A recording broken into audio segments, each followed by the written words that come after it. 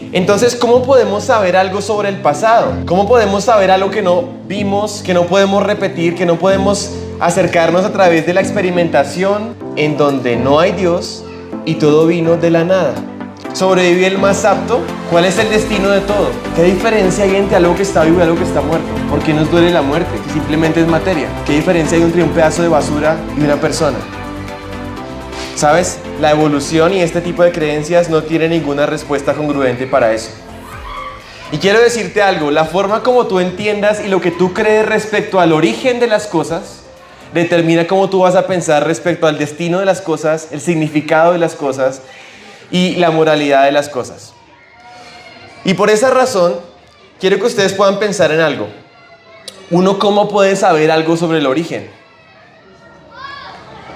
¿Cómo nosotros podemos saber algo sobre el origen del universo, de la vida, de la humanidad, de los animales? ¿Cómo saberlo? Y quiero que entendamos algo. La ciencia nos da conocimiento, pero tiene sus limitaciones. La ciencia no nos puede decir absolutamente todo, y mucho menos cosas que tienen que ver con el pasado, que no se pueden repetir, que no se pueden observar y que están fuera del alcance de la ciencia en el sentido estricto. Y para eso quiero invitar a unos voluntarios, que ya por ahí los escogieron, ya estaban escogidos. Ellos ya saben quiénes son. Mi esposa les va a explicar algo muy importante sobre la ciencia. Buenos días a todos. Dios les bendiga. ¿Cómo están? ¿Bien o bien dormidos? ¿Bien? Bueno, muy bien. Yo quiero invitar a mis voluntarios. Quiero que pasen aquí al frente estos voluntarios porque vamos a aprender algo acerca de la ciencia. Entonces, voy a pedir aquí a mis científicos que se sienten por favor en la mesa y vamos a observar. Quiero que aprendan algo porque eso es muy importante. Sé que ustedes han escuchado algo que dice, la ciencia dice. ¿Han escuchado eso? No, la ciencia dice que el hombre se creó, La ciencia dice que entonces en el espacio se encontraron. ¿Se han escuchado eso? Pero ¿saben? Quiero contarles que la ciencia no es una persona. La ciencia no tiene boca, la ciencia no tiene pulmones, la ciencia no puede hablar. La ciencia simplemente es un estudio. Imagínense en estos dos científicos, ellos están estudiando y ellos hacen ciencia, pero la ciencia no es una persona, son personas que están estudiando la ciencia. ¿Queda claro así? Imagínense ya sus científicos están estudiando. ¿Qué pueden estudiar los científicos? Pueden estudiar acerca del mundo, ¿cierto? O el universo. ¿Sobre qué más pueden estudiar? ¿Qué estudiamos aquí? Las células, bacterias, microbios. Pueden estudiar esto. Pueden investigar todas las cosas, los huesos, los fósiles, ¿cierto? Pueden hacer muchas cosas. Ellos están haciendo ciencia, pero la ciencia no habla porque no tiene pulmones ni tiene boca. ¿Qué hace la diferencia? En este lado tengo un científico, una científica que cree en Dios. Y este científico no cree en Dios. ¿Ven la diferencia? ¿Qué hace la diferencia? Ellos tienen la misma evidencia, tienen el mismo mundo, tienen el mismo fósil, tienen las mismas células y las mismas bacterias. Pero ¿por qué piensan diferente? Por su creencia. Esta persona cree y se pone sus lentes creyendo que todo viene porque Dios así lo ha hecho en su palabra. Y ella se pone los lentes de que cree en que Dios hizo todo y la Biblia lo dice. Y así de esa manera lo que ella estudia va a tener un sentido desde la palabra de Dios. Pero ¿qué pasa con este científico que no cree en Dios? Sus lentes dicen, no hay Dios.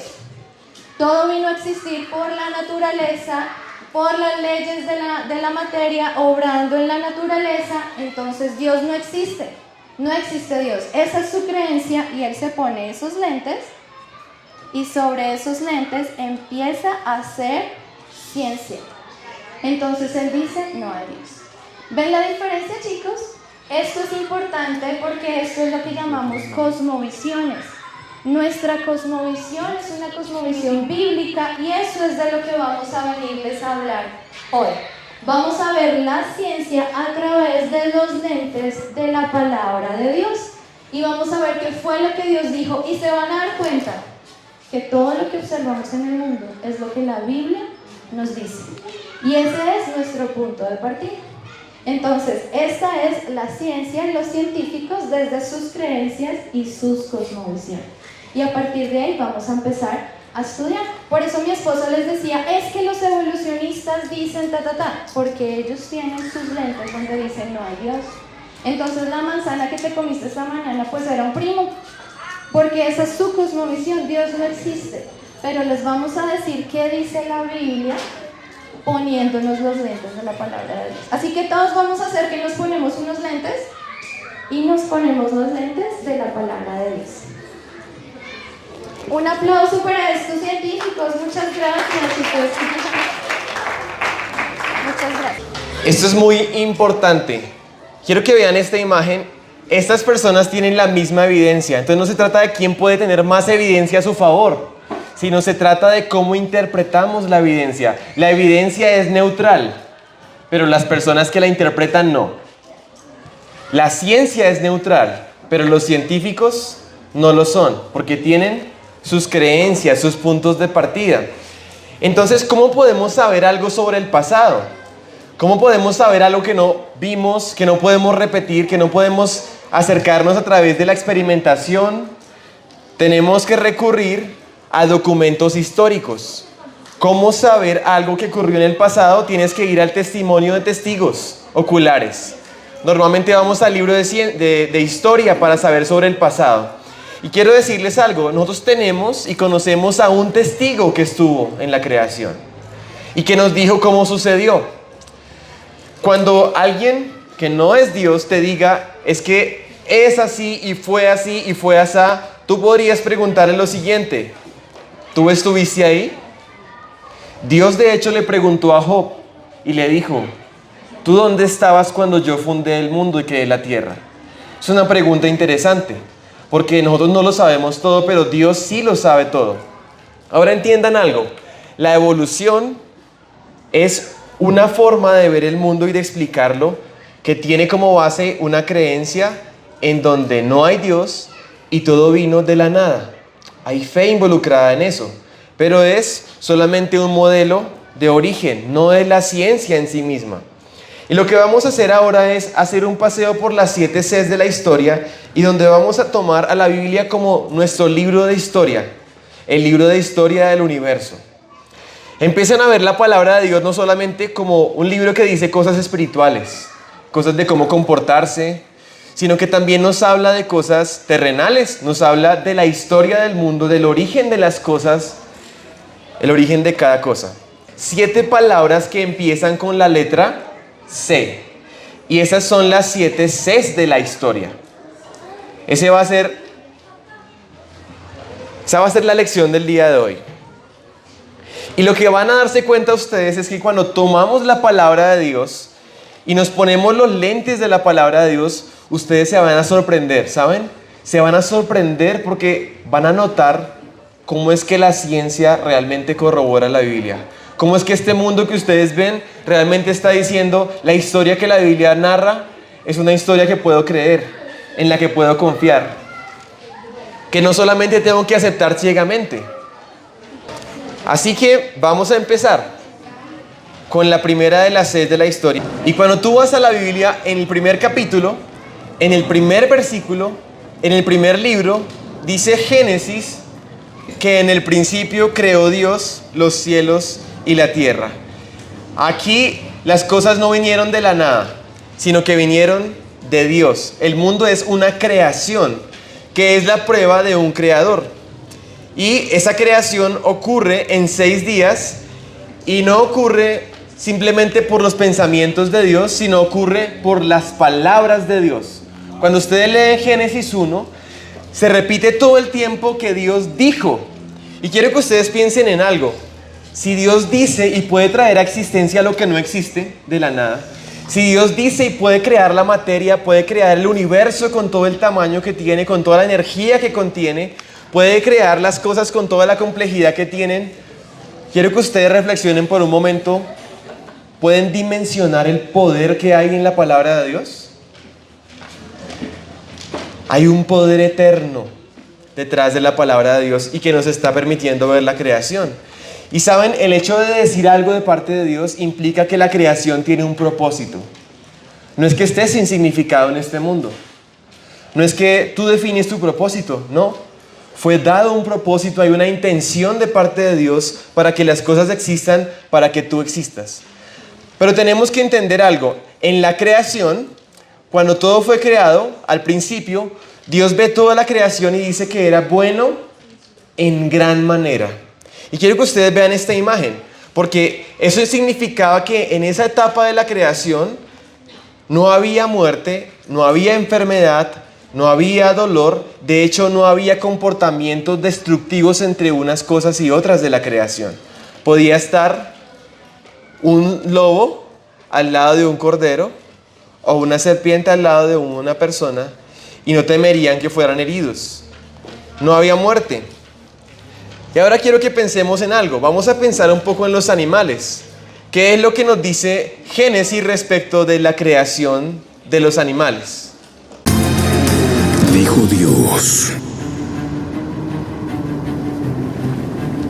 produzcan las aguas en abundancia seres vivientes.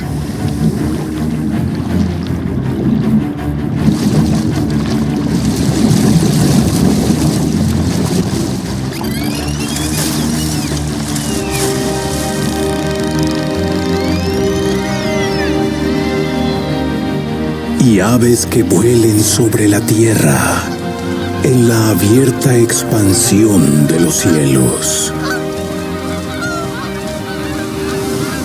Y creó Dios los grandes monstruos marinos.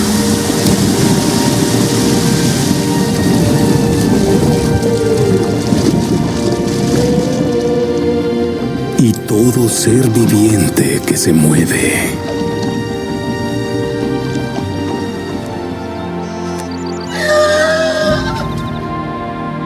Y vio Dios que era bueno. Luego dijo Dios: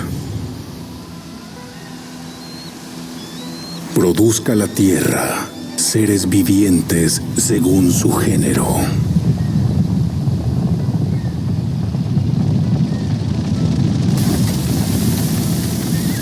Bestias y serpientes y animales de la tierra según su especie.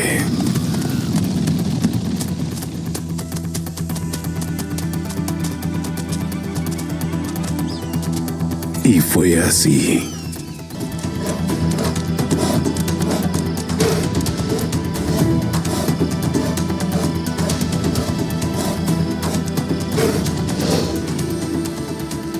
Y ganado según su género.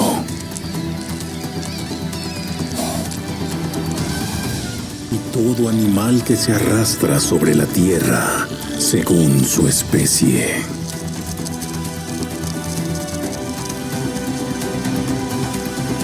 Pues ustedes hoy van a aprender una palabra en hebreo, que es la palabra que en español leemos como especie o como género, porque Dios creó a los animales según su especie o según su género.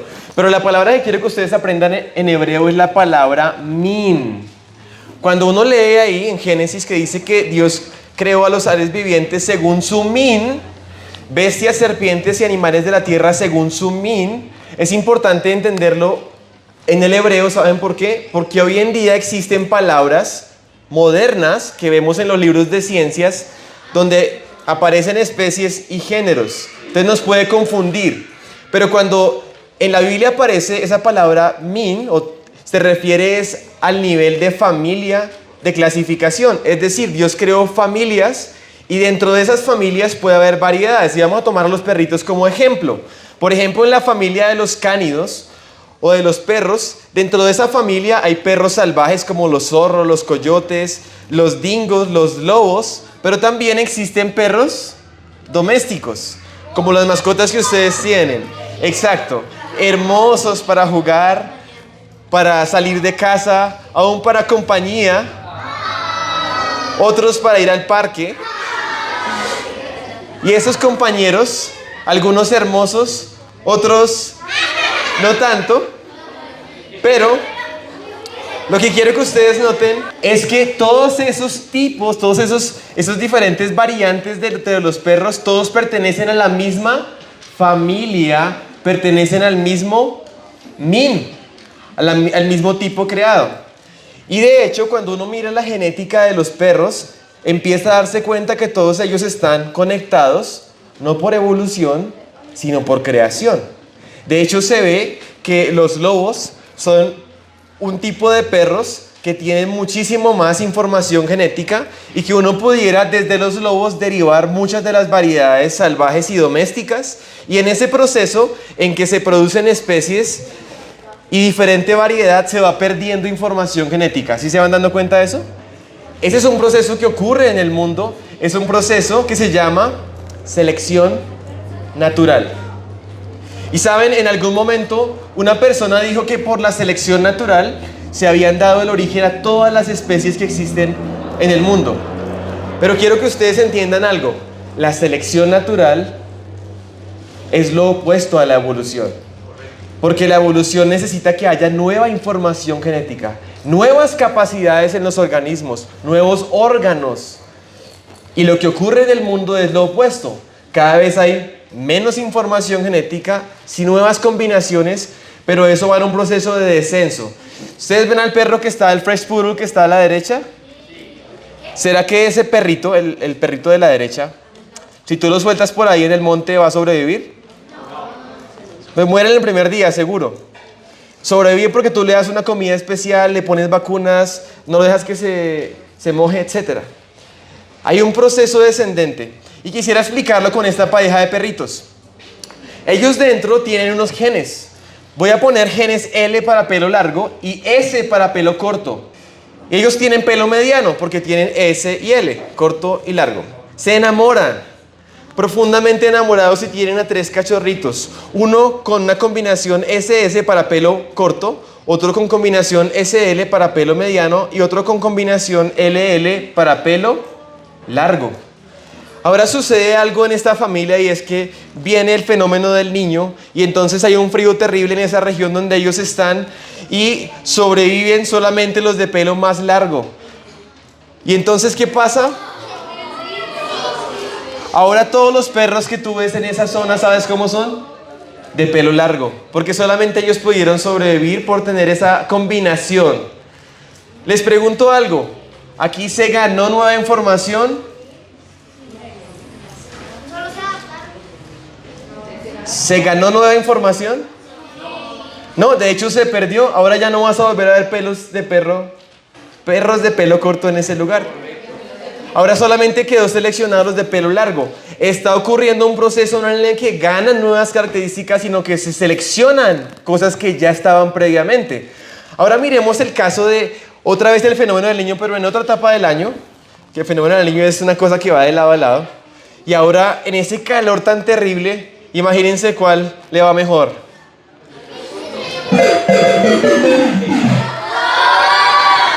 Pues él sobrevive. Y ahora solamente puede pasar los genes el de pelo corto.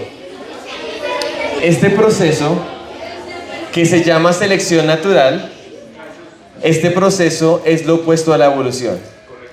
Porque vamos en un descenso de información genética, la evolución necesita lo opuesto. Y quiero que ustedes vean esta imagen, porque en esta imagen vemos unas fotos de perros que vemos en el mundo, pero en la otra, que es la evolución, vemos es dibujitos. De hecho, ni siquiera el registro fósil muestra un proceso ascendente, muestra ya animales terminados, completados, tipos de hecho creados. Cuando Darwin vio a los pinzones en las Galápagos y él escribió su libro de la selección natural, Origen de las especies por selección natural, él estaba observando lo que les acabo de mostrar con los perros. Y yo puedo observar las Galápagos y los pinzones de Darwin y decir, la selección natural sí está ocurriendo, pero siguen siendo pinzones, no hay nueva información genética. Y lo que hizo Darwin al ver esto fue ponerse estos lentes y decir, yo creo que por medio de este proceso se dio origen a todas las especies desde un antepasado en común y tenemos un árbol evolutivo de la vida. Pero eso es un salto de la observación de lo que es puramente ciencia a su creencia y a su modelo de orígenes que se llama evolución. Está claro que la selección natural no es un mecanismo para la evolución. Ustedes pueden estar tranquilos con esto. De hecho, los científicos mismos se dieron cuenta de eso. No funciona para explicar el origen. Entonces acudieron a algo que se llama las mutaciones. Las mutaciones, quiero decirles algo. Normalmente, la mayoría de veces, por no decir todas las veces, es un proceso en el que se pierde información genética y produce graves problemas en el organismo mutante. Graves problemas que normalmente le ocasionan la muerte. Las mutaciones son aleatorias, suelen ser desfavorables y además no van en ninguna dirección. Para que haya evolución tendrían que ir en una dirección ascendente. Es decir, hubo una mutación en esta dirección y luego hubo otra que ayudó sobre esa que ya ocurrió. Y así va un avance. Pero las mutaciones, por definición, son aleatorias. No tienen ninguna dirección, simplemente van a producir un engendro mutante que va a morir en la primera generación. No hay forma de explicar cómo vamos de nada a la complejidad que vemos ni por la selección natural ni por las mutaciones. Cuidado con esto, muchachos. Quizás se les van a decir a ustedes, hay unas formas transicionales. Hay unos fósiles que tienen, por ejemplo, características de anfibio. Es decir, que ese fósil me está mostrando que hay un eslabón entre los que estaban en el agua primero y luego salieron a la tierra. Cuidado con esto, porque las formas transicionales no nos están diciendo un antepasado evolutivo. ¿Saben qué nos están diciendo? Que Dios puede crear cuerpos para funcionar en ambientes transicionales. Miren esto, los humanos diseñaron un tanque de guerra para andar en el mar, un barco. También diseñan un tanque de guerra para andar en la tierra. Pero también hay ambientes transicionales y por eso diseñan vehículos anfibios que pueden hacer una transición entre el agua y la tierra. El mejor en el agua es el barco, el mejor en la tierra es el tanque, pero el mejor en ambiente transicional, ¿saben cuál es? Es el diseño anfibio. Así que, ¿por qué Dios no pudo haber creado formas transicionales para ambientes transicionales? Claro que lo pudo hacer. Otro argumento que ustedes van a escuchar es la homología. Te dice, mira, tú miras un brazo humano, miras un brazo de un pingüino, miras un brazo de una ballena, miras un brazo de un caballo y vas a encontrar similitudes o homología en ciertas partes o ciertas secciones. Entonces te dice, mira, la homología te está diciendo que tienen un antepasado en común. Y yo te digo, no, mira, la homología te está diciendo que tienen un diseñador en común. Y entonces el diseñador utiliza un mismo diseño que funciona. Tú ves que todos los carros tienen ruedas circulares. ¿Es casualidad que tengan ruedas circulares? Se le ocurrió al diseñador y le funciona. Es porque el único diseño que funciona para andar en el mundo. Y tú vas a encontrar similitudes entre muchas formas de vida. ¿Sabes por qué? Porque vivimos en la misma tierra, respiramos el mismo aire, estamos hechos de los mismos materiales y vas a encontrar similitudes por doquiera que veas en la vida. Y eso está apuntando a un diseñador en común. Esto es muy importante, muchachos, porque ustedes van a escuchar una cantidad de teorías y de ideas que lo que hacen es que ven la evidencia y la interpretan basado en su cosmovisión o en sus creencias ateístas y evolucionistas. Pero quiero que ustedes puedan aprender a diferenciar eso y puedan interpretar la misma evidencia a través de los lentes de la palabra de Dios. Así que Dios crea a los animales según sus tipos, según sus min, y ellos a su vez pueden tener variedad dentro de sus mismas familias, pero no hay ningún salto entre una familia y otra. Los perros siguen siendo, los gatos siguen siendo, los caballos siguen siendo, y así sucesivamente. Y tú es lo que tú ves en el mundo. Ahora, Dios no solamente creó los animales, sino que Dios creó al hombre. Y quiero que ustedes noten esto.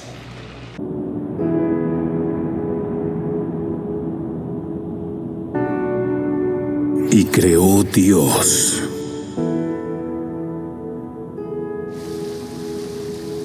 al hombre a su imagen.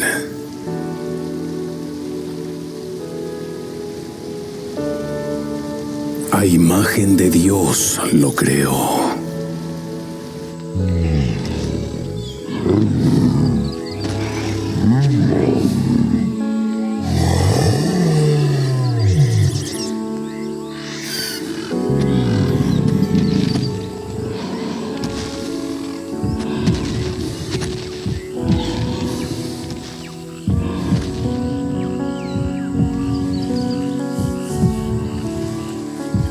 Varón y hembra los creó.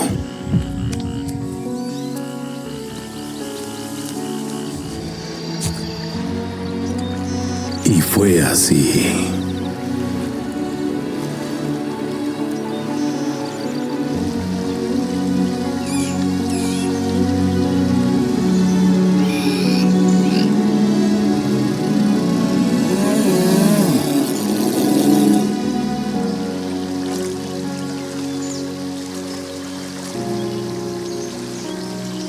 Y vio Dios todo lo que había hecho.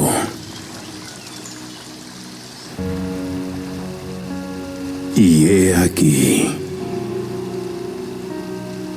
que era bueno en gran manera.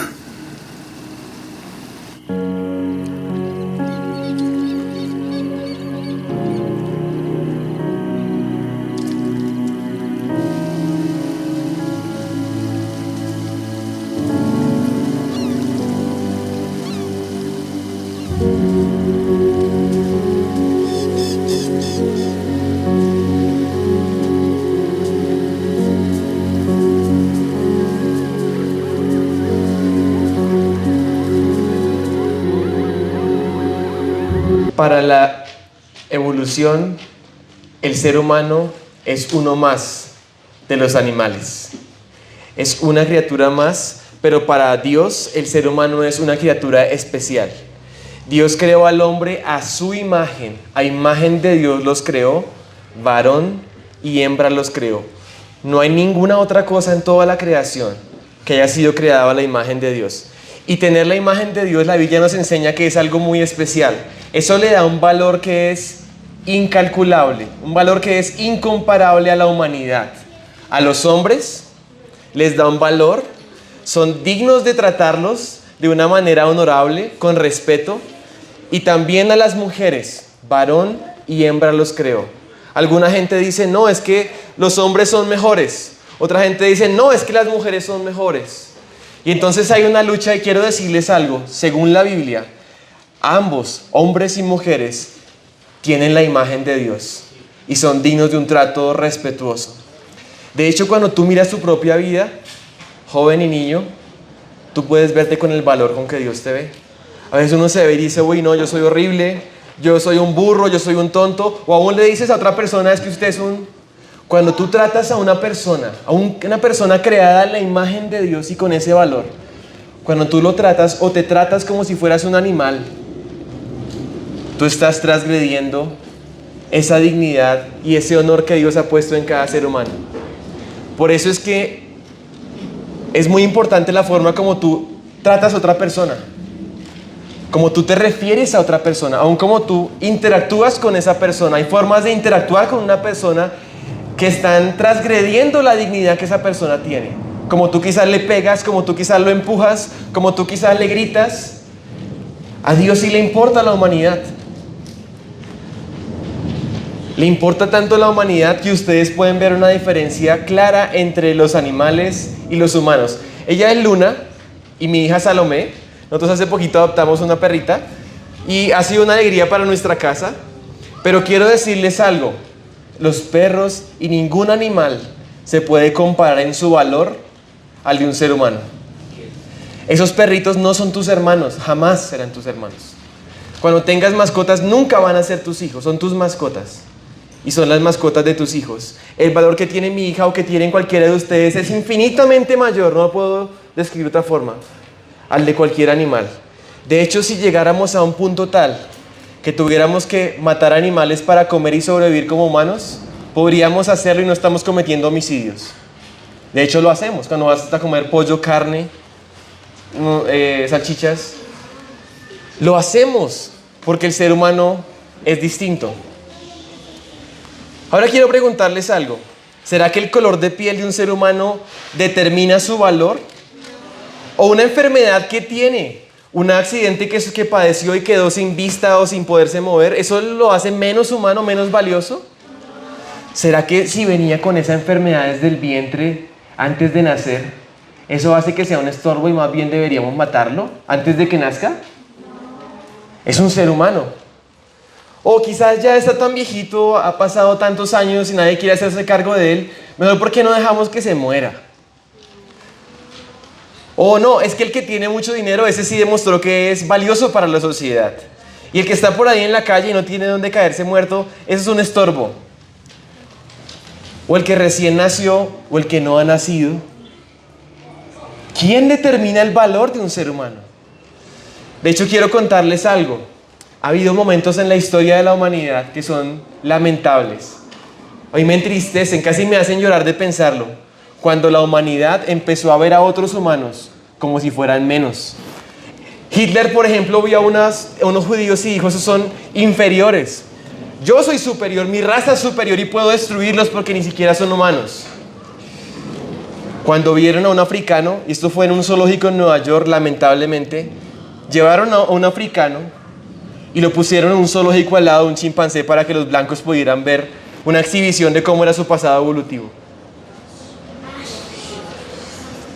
Cuando la humanidad deja de ver el valor que tiene, puede cometer cosas terribles.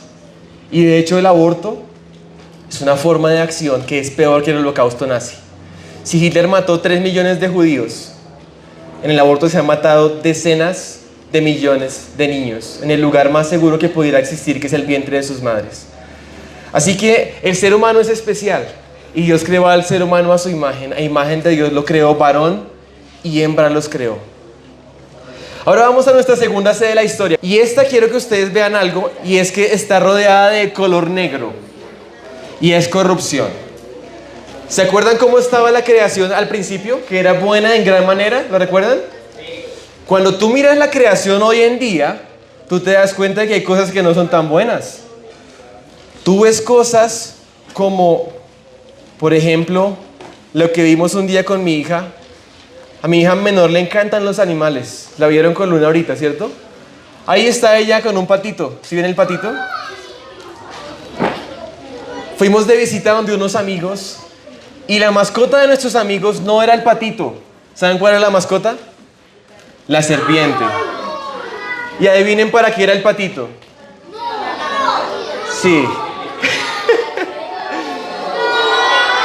Mira, cuando le dieron el patito a la serpiente, mi hija estaba aterrorizada, estaba llorando y gritando de angustia, ya no podíamos hacer nada, yo mismo también lloré.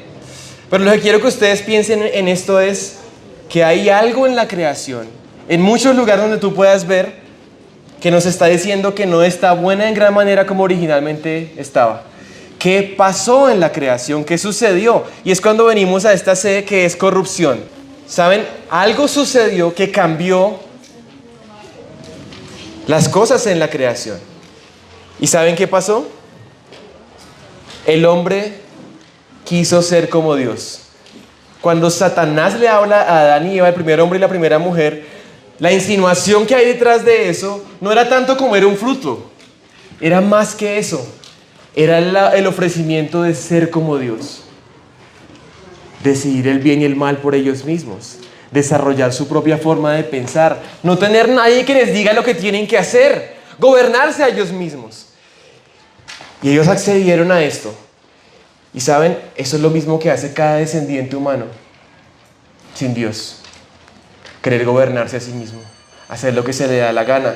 Y eso se llama pecado. Y el pecado trajo como consecuencia la muerte para los humanos. Y todos los humanos tenemos una sentencia de muerte. Así de grave es el pecado que tenemos una sentencia de muerte. Tú tienes 10 años, quizás 12 años. Quizás piensas que la muerte es para los viejitos. Pero tú tienes una sentencia de muerte. Mi primo hace un mes tenía 14 años, de repente cayó muerto por un tema de cerebro.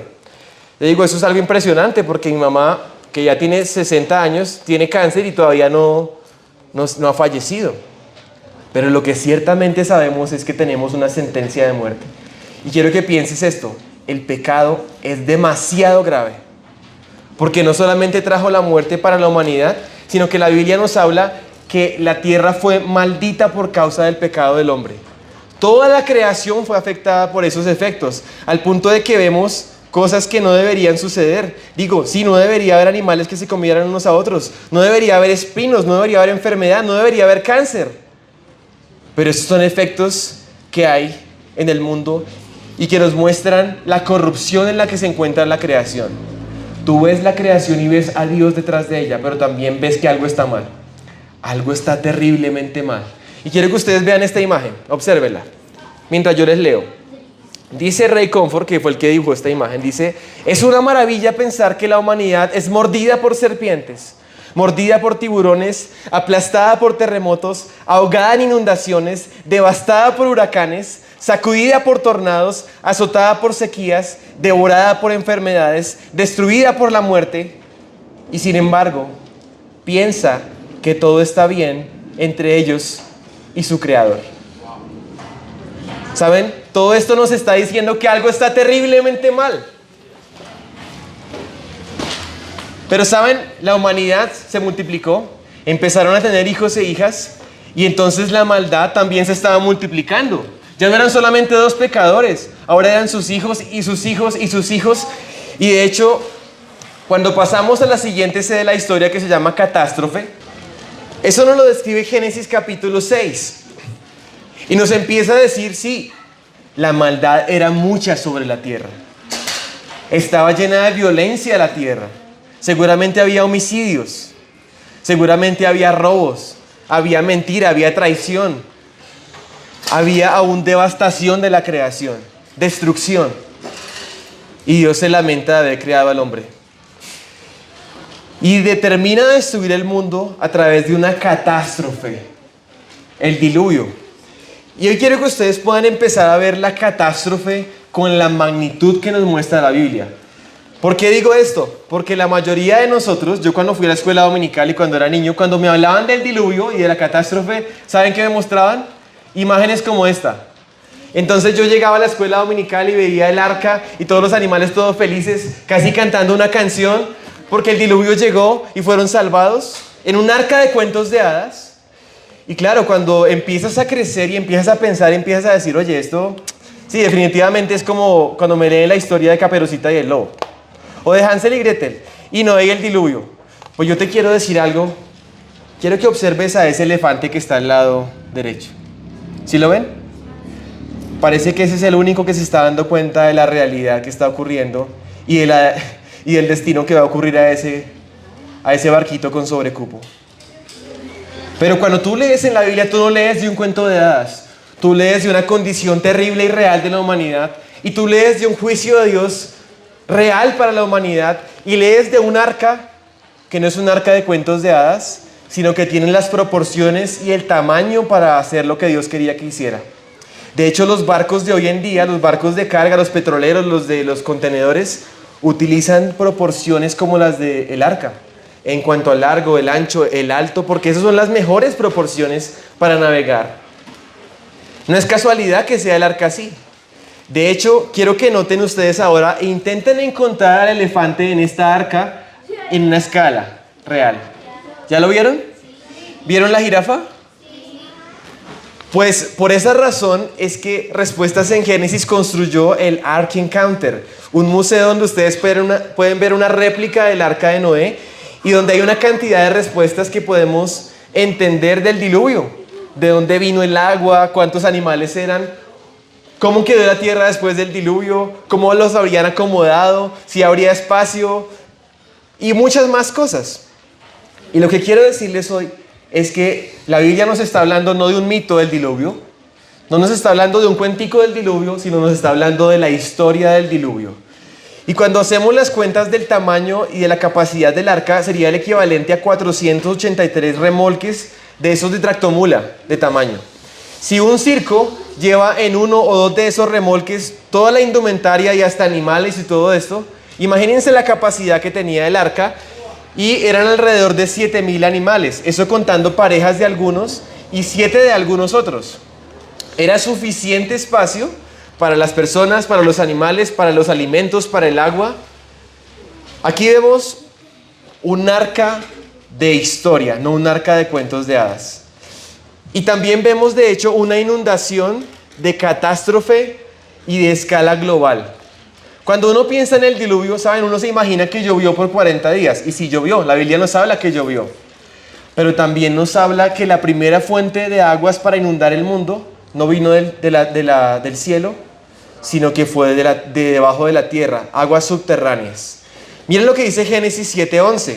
Cuando Noé tenía 600 años, el día 17 del mes segundo, todas las aguas subterráneas entraron en erupción. Y la lluvia cayó en grandes torrentes desde el cielo. Entonces imagínense agua cayendo desde arriba, pero también una conmoción oceánica rompiéndose, las capas de la tierra abriéndose y produciendo erupciones que seguramente provocarían tsunamis, que seguramente provocarían toda una conmoción que habría fácilmente de inundar la tierra en cuestión de días y horas.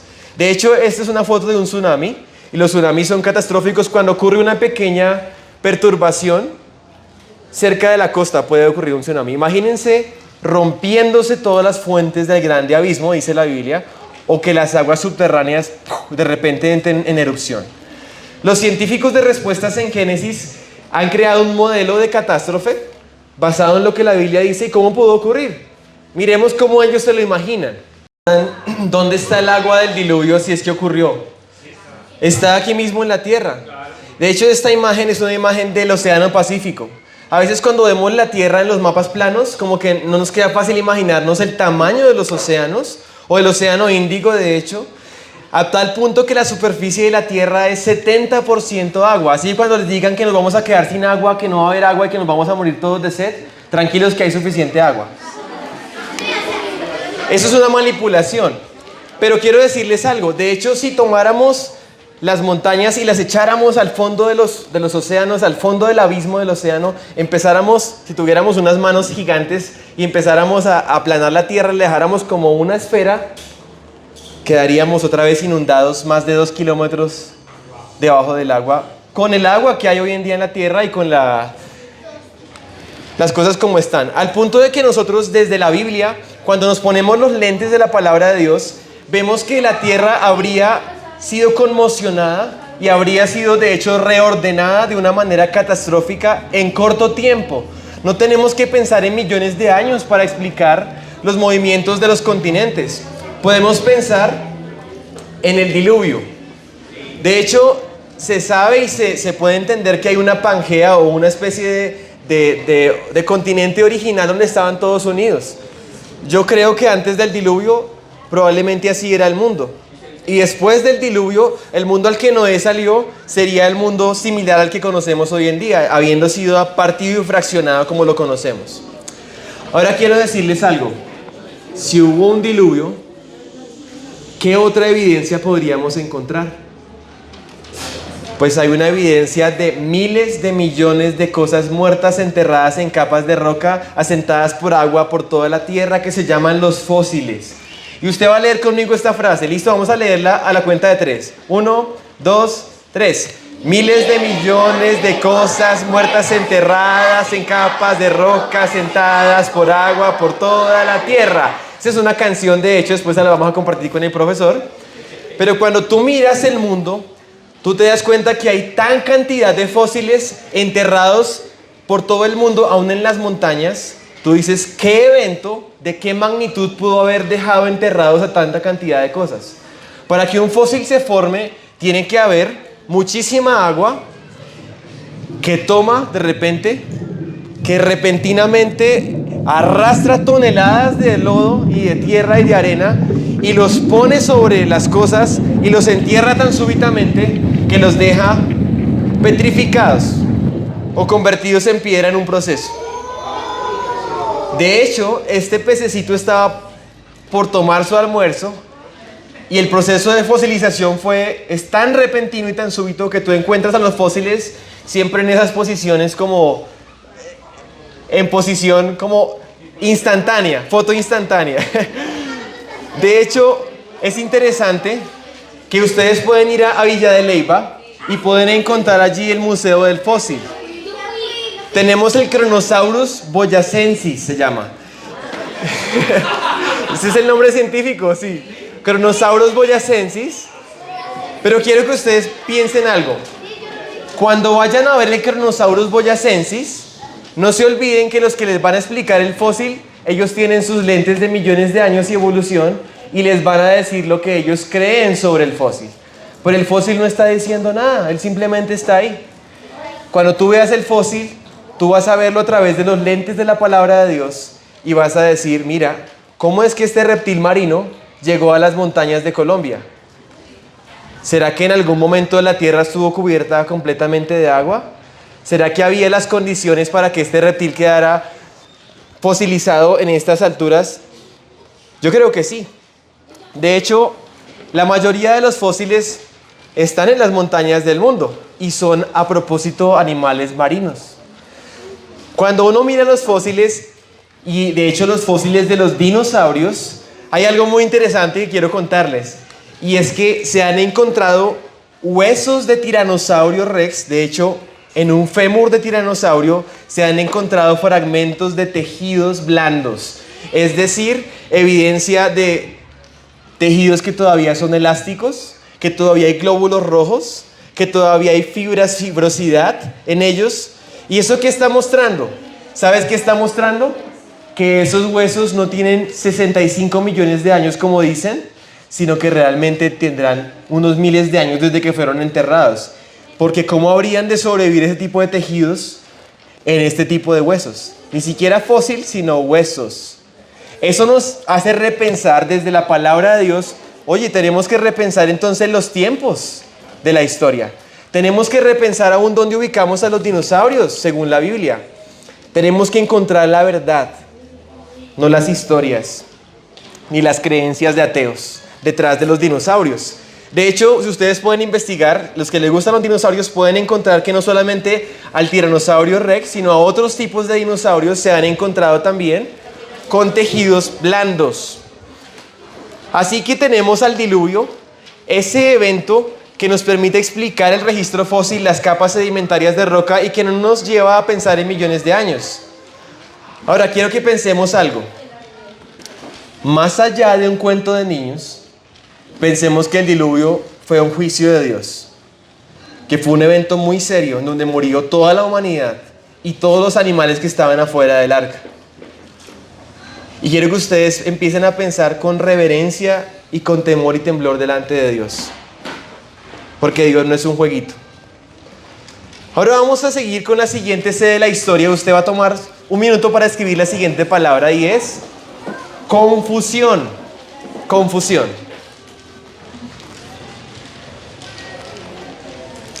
Y aquí vamos avanzando y estamos parados en Génesis capítulo 9, Génesis capítulo 10. Y ahí nos está diciendo la Biblia, primero que la humanidad tuvo dos personas iniciales, que eran un primer hombre y una primera mujer, Adán y Eva.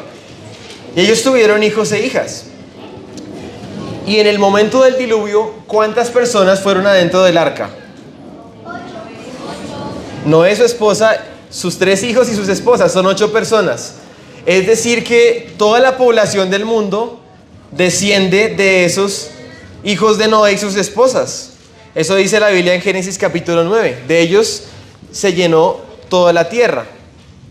Entonces estas personas empezaron a multiplicarse y empezaron a sentarse en un lugar. Dios les dijo, llenen la tierra, multiplíquense y dispérsense por todo el mundo. Pero ¿sabe ellos qué hicieron? Ellos dijeron, bueno, no queremos dispersarnos, queremos quedarnos en un solo lugar todos juntos y vamos a construir una torre que llegue hasta el cielo para que vean cuán grandes somos nosotros. En lugar de querer hacer lo que Dios quería para la gloria de Dios, ellos querían hacer lo que ellos querían para su propia gloria. Y entonces Dios desciende y confunde sus lenguas, por eso se llama confusión esta C.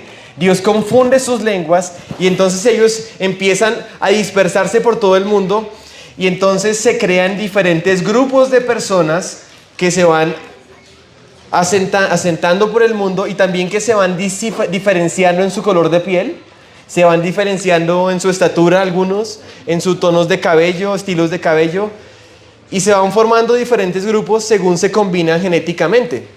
Pero quiero decirles algo, la Biblia nos habla de que no son razas de personas. En algún momento los evolucionistas decían, sí, existen razas de seres humanos, existen razas superiores, razas inferiores, pero la Biblia te dice, no, hay una sola raza, que es la raza humana. Y más bien tenemos diferentes grupos de personas, la raza de Adán, la raza humana. Y lo interesante es que cuando tomamos la ciencia observacional y empezamos a ver la genética de los humanos y empezamos a compararla cuando se completó el genoma humano, viendo el ADN de los humanos, ¿saben qué se dieron cuenta? Los científicos llegaron a la conclusión de que existía una sola raza, la raza humana. Entre las personas más diferentes que tú pudieras imaginarte y las comparas, encuentras que son prácticamente idénticas genéticamente. No hay razas humanas. Y eso la Biblia siempre lo había dicho. Y la ciencia observacional lo confirma. Ustedes pueden confiar en la palabra de Dios. Así que, ¿cómo obtenemos entonces tantos tonos de piel o diferentes estilos de personas humanas si todos venimos de la misma pareja y todos venimos de una sola raza? Pues alguna gente dice que yo soy una persona blanca. ¿Ustedes qué tal? ¿Qué dicen? ¿Soy blanco o no? Sí. Pues les voy a demostrar que no. Miren, ¿soy blanco o no? Esto sí es blanco. Y quiero que veamos algo y dejemos de hablar en términos de blancos y negros, porque no existen personas blancas. Blanco es el color que está de fondo para esta foto. Negro, de hecho, es el color de la camisa que tienen puestas esas niñas. Ahora ustedes me van a decir, ¿cuántos colores de piel ven ahí? Por aquí dicen 2, por aquí dicen 8. Son 12 niñas. 12. Muy bien para los que participaron, pero hay un solo color de piel y diferentes tonalidades de ese mismo color de piel, que es el color de piel marrón. De hecho, toda la humanidad tenemos un pigmento debajo de nuestra piel que se llama melanina. Y la melanina es de color marrón. Y si tú tienes mucha melanina, tu piel es oscura. Si tienes poca melanina, tu piel es más clara. O si tienes intermedio, pues tienes un tono intermedio. Entonces tenemos diferentes tonalidades de un mismo color de piel. Ahora, ¿ustedes alguna vez han pensado en esto? ¿Qué color de piel tenían Adán y Eva? Por aquí dicen estaban negros. Ya dijimos que negros no. Entonces, morenos. Hagamos algo, hagamos un ejercicio de genética básica. ¿Será que si Adán y Eva tenían genes minúsculas para poca melanina, cómo sería su descendencia? Todos tendrían una combinación muy clara y así no es la población del mundo. No pueden ser así. O digamos que fueran como tú dijiste, bien morenitos, genes mayúsculas, dominantes, mucha melanina. Toda la población sería muy oscura. Pero así no es la población. ¿Saben? Es muy posible que Adán y Eva tuvieran una combinación de genes entre mucha melanina y poca melanina, es decir, un tono medio de piel como muchos de nosotros, y entonces en su descendencia podría haber muchas combinaciones y muchas tonalidades en una sola generación. De hecho, eso representa a la humanidad, tanta variedad dentro de la raza humana. De hecho, mis dos hijas, Sofía y Salito, ellas tienen también dos tonalidades distintas, una es más oscura, otra es más clara. Y tú ves mi familia y también ves esa cantidad de combinaciones. Ahora, vamos con la siguiente C de la historia. Y aquí nos vamos a saltar desde Génesis 11, vamos a pegar un salto hasta el Nuevo Testamento. Vamos a avanzar hartísimo. Cristo, que es el siguiente gran evento de la historia. Y luego viene el siguiente evento, que es cruz, que es otro tremendo evento de la historia. La cruz. Y ahora vamos a ver el último de los eventos. Y quiero que noten algo. Quiero que vean, ese evento todavía no ha ocurrido. Ese evento estamos esperando que ocurra en la historia. La consumación. Y aquí están las 7 Cs de la historia. Creación, corrupción, catástrofe, confusión, Cristo, cruz y consumación. Recuerden que la creación original era buena en gran manera y no había muerte, no había enfermedad, no había dolor ni sufrimiento. Pero a causa de la corrupción es que estamos del lado negro de la imagen. Ahora vamos a hacer otra línea, y es una línea que une la creación con Cristo. Aquí ustedes van a entender quién es Cristo. Porque a veces cuando pensamos en Jesús, Cristo, pensamos en un ser humano. Pero quiero decirles algo, la Biblia nos habla que Jesucristo no era solamente un ser humano. Él era el Hijo de Dios, que era Dios y que existía desde la eternidad. Y el creador de todas las cosas, de hecho, era Jesús. Y Él se introdujo en la creación. El creador se hizo criatura para vivir entre nosotros. Y esa perfección que hay en Dios habitó entre nosotros. Y saben, Jesús fue tentado para pecar como fue tentado Adán. Fue tentado para pecar como ustedes han sido tentados aún desde niños. Pero saben, Jesús fue hallado sin pecado. Él nunca conoció el pecado. Él nunca cometió pecado. Él fue una persona de quien Dios podía decir: este es mi Hijo amado en quien tengo complacencia. Era como un nuevo Adán. De hecho, el apóstol Pablo lo llama el postrer Adán o el segundo Adán. Era un nuevo representante de una nueva humanidad, Jesucristo. Pero Jesús fue a la cruz. ¿Recuerdan que el pecado trajo como consecuencia la muerte? ¿Recuerdan que el pecado era algo demasiado grave? Pues en Génesis, cuando el pecado ocurrió, Adán y Eva se cubrieron con hojas de higuera, con unas hojas de una planta. Pero Dios los cubrió con la piel de un animal. Dios hizo un sacrificio de un animal para cubrirles a ellos. Y les estaba mostrando desde ese momento en Génesis capítulo 3 que el pecado era demasiado grave, que la muerte era su consecuencia y que la forma de cubrirlo era a través de un sacrificio y un sustituto.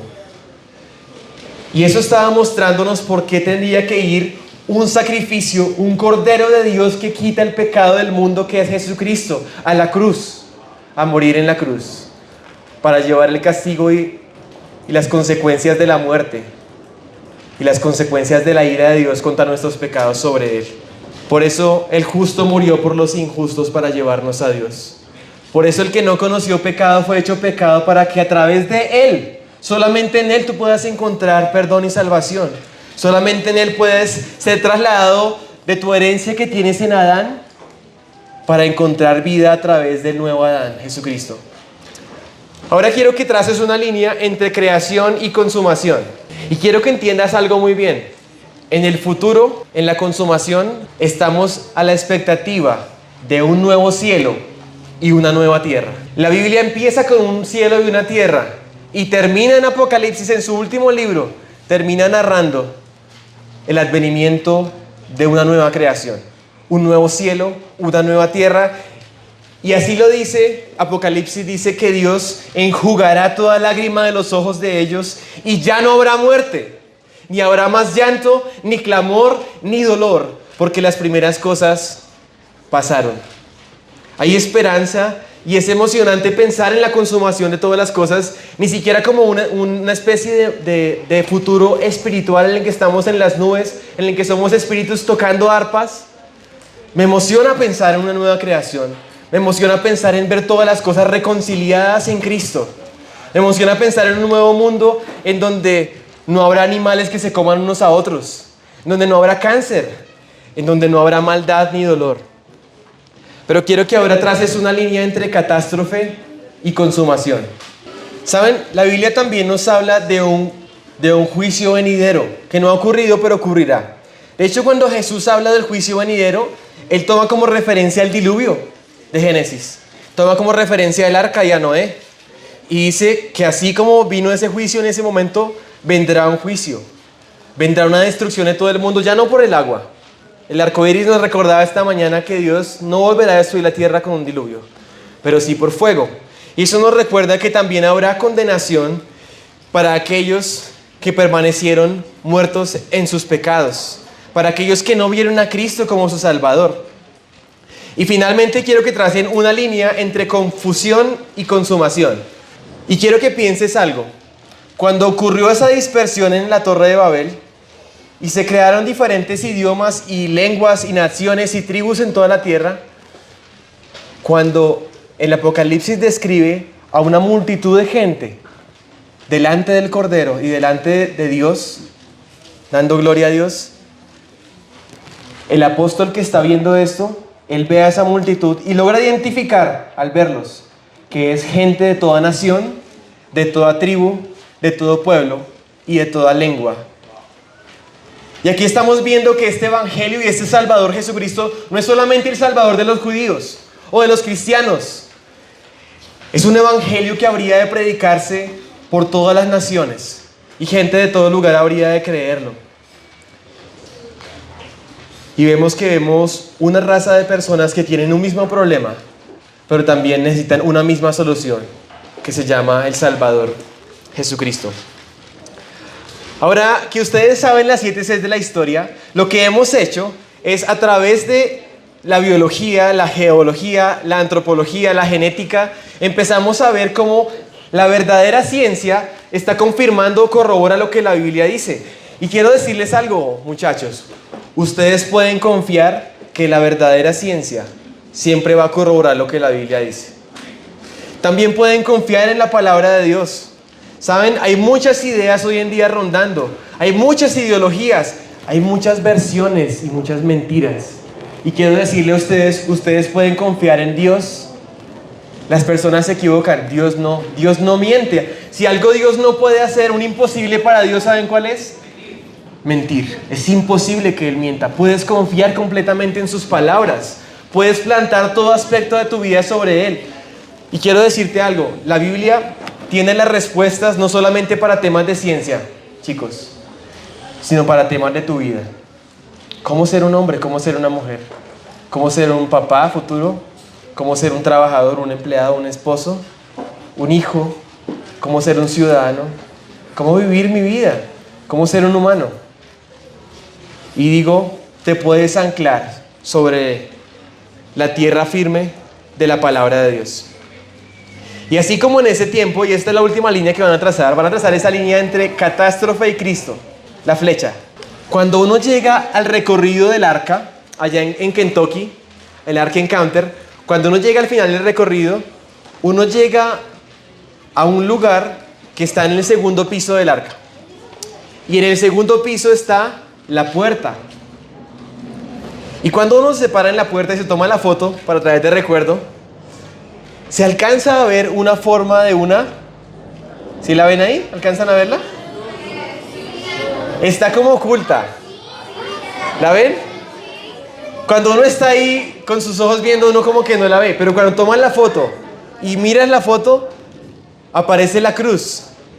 Y saben, ustedes conectaron la catástrofe con Cristo. ¿Saben por qué? Porque eso nos recuerda algo, que nuestro pecado es real y los juicios del Señor son verdaderos y justos.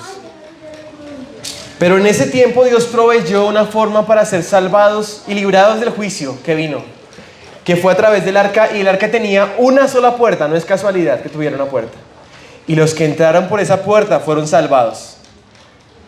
Y Dios está llamando a todas las personas en todo lugar a que entren a través de la puerta. Pero ya no es un arca, sino se llama Cristo. Jesús dijo: yo soy la puerta, el que por mí entre será salvo.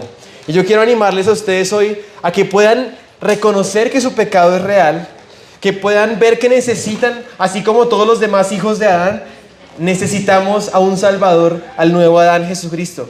Y Dios les está llamando desde ya, niños. No tienen que esperar a ser viejos.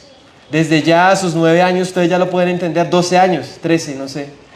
Ustedes ya pueden entender que necesitan a Cristo.